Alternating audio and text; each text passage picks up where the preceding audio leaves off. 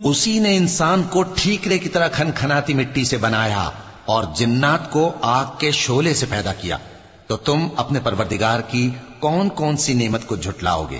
وہی دونوں مشرقوں اور دونوں مغربوں کا مالک ہے، تو تم اپنے پروردگار کی کون کون سی نعمت کو جھٹلاؤ گے؟ اسی نے دو دریا رواں کیے جو آپس میں ملتے ہیں، مگر دونوں میں ایک آڑ ہے کہ اس سے تجاوز نہیں کر سکتے، تو تم اپنے پروردگار کی کون کون سی نعمت کو جھٹلاؤ گے؟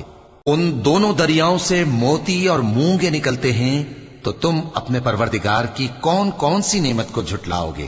اور جہاز بھی اسی کے ہیں جو سمندر میں پہاڑوں کی طرح اونچے کھڑے ہوتے ہیں، تو تم اپنے پروردگار کی کون کون سی نعمت کو جھٹلاؤ گے؟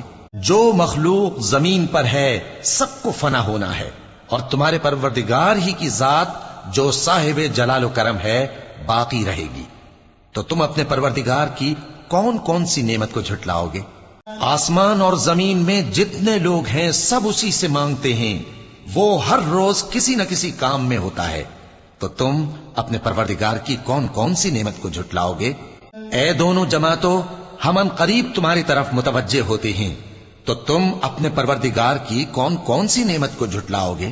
اے گروہ جن و انس، اگر تمہیں قدرت ہو کہ آسمان اور زمین کے کناروں سے نکل جاؤ تو نکل جاؤ، اور زور کے سوا تو تم نکل سکنے ہی کے نہیں، تو تم اپنے پروردگار کی کون کون سی نعمت کو جھٹلاؤ گے؟